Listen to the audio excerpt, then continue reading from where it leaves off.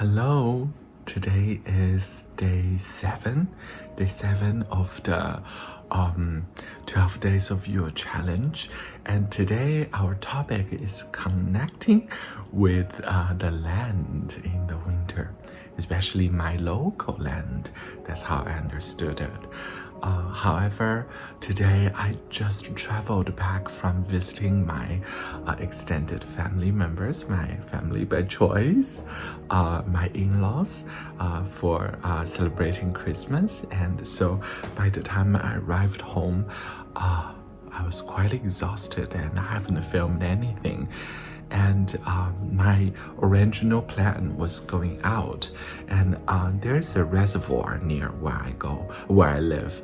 That's where I usually go for if I want to do something like in the outdoors, like outdoor ceremony, or bring offerings to the local spirits, or connecting with the local, animal spirits, or the fae, or I don't think I actually worked with the fae, but I definitely connected with the local trees and herbs, or like doing meditations in the sun. That's the place I go to. It's close to where I live.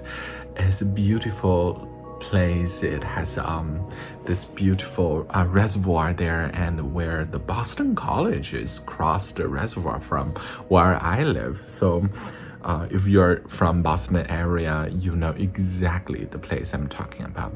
So that's my original plan.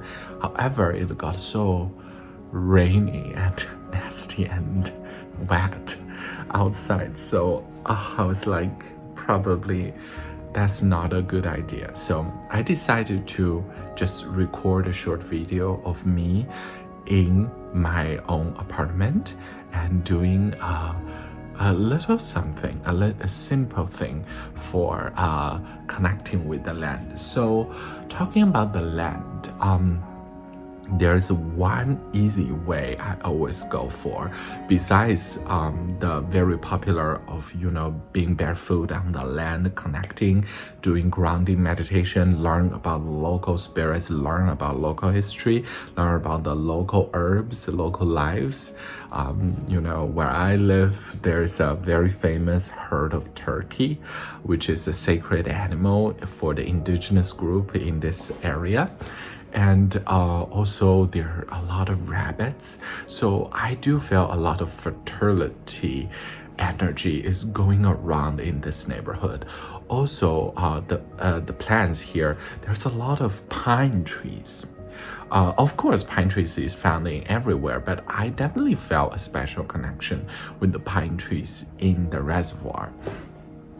Besides all that, there's one thing I always do. I think it's a little unique. I haven't seen many Western practitioners talking about, which is a mantra.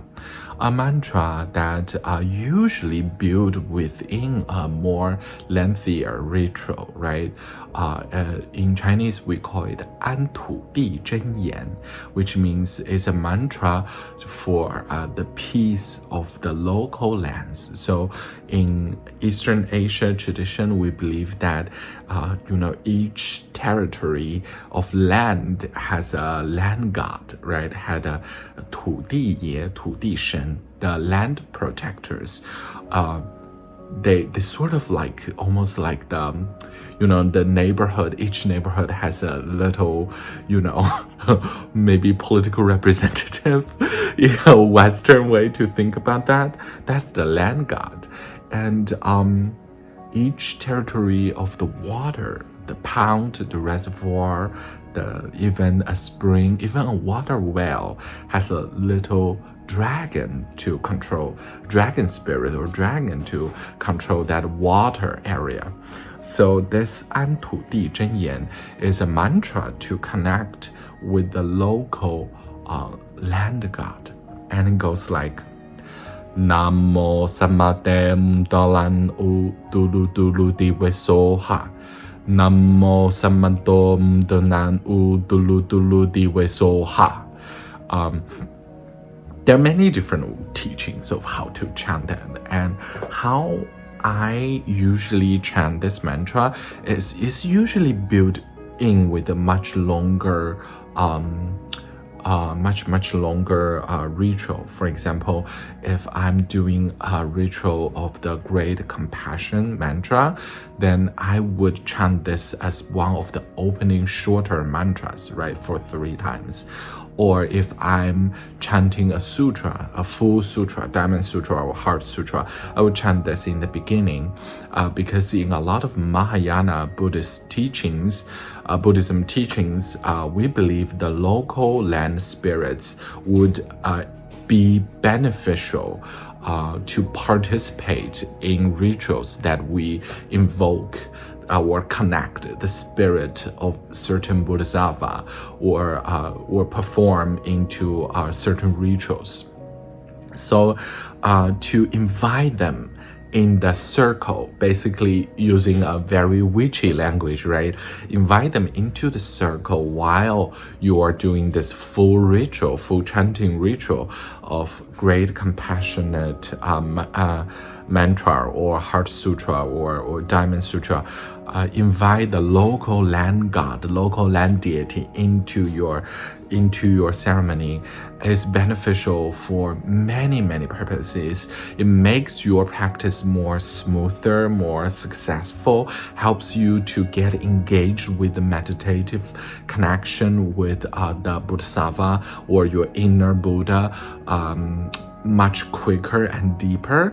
Also, it brings the blessings to the local neighborhood, local land. So this 安土地真言 is a very popular mantra, but it's never been chanted by its own. So here's something I was thinking. Maybe I could change my practice a little, right? For the time I want to connect, I want to do grounding, maybe I can use that mantra as more like the core centerpiece of my ceremony instead of an opening part of the ritual. Usually we chant 3 times or 7 times or 49 times. Or you can do a full mala beads 108 times. Usually when I do a 108 time of one mantra, I definitely get more of the energy, more potent impact within my body, within my soul, within my life. And this is my video for today. Thank you for listening, and I will see you tomorrow. Blessed be.